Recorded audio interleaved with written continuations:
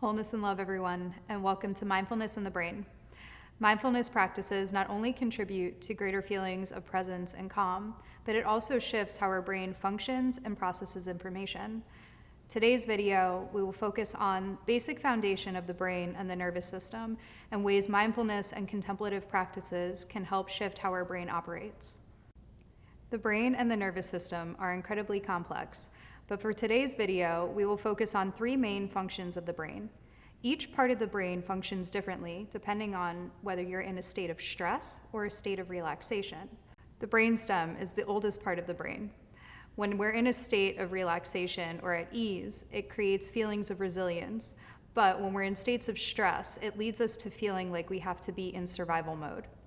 The limbic brain is the second oldest part of the brain. It allows us to connect with others and to engage socially and build relationships. In balanced states, we feel connected to the people around us and to ourselves. But when we're in states of stress, this part of the brain begins to function in a way that leads to aversive behavior, and that can hinder our relationship building and connection with each other. The newest part of the brain is the neocortex. When we're in states of relaxation, our cognitive ability and functioning is at its highest, and we have our strongest role engagement at play. But when we're in states of stress, the neocortex moves to a default mode of self-enclosure. It is evident that in high states of stress, the brain functions in different ways. Therefore, when we're in stress states, how we perceive our environment, how we engage with others, and really how we process information can all shift and change. Mindfulness and other contemplative practices help to shift the brain and the nervous system from states of stress to a state of relaxation, calm, and ease. Along with mindfulness and contemplative practices, movement of any sort really helps to stabilize the brainstem, which allows you to move from a continuous state of resilience rather than be in a state of survival. Compassion practices, such as loving-kindness meditations, help to create stability in the limbic brain by building deeper connections within ourselves and to other people around us. Mindfulness and awareness practices help to strengthen the neocortex functions and allow us to engage in our roles and carry out tasks. All of these practices help to shape our brain.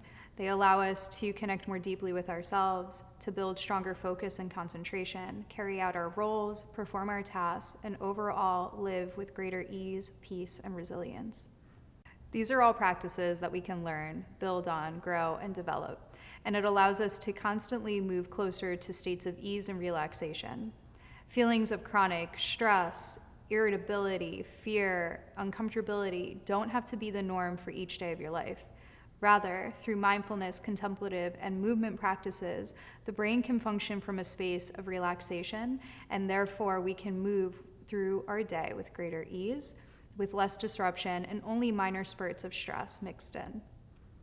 As we move through this video series, allow yourself to explore each practice that we offer. Really allow the experience to speak for itself. Begin to notice the shifts. And I guarantee each day as you continue to tap into your mindfulness, contemplative, and movement practices, you will feel better, you will feel more at ease, and those moments of stress won't feel as overwhelming. Thank you and have a beautiful day.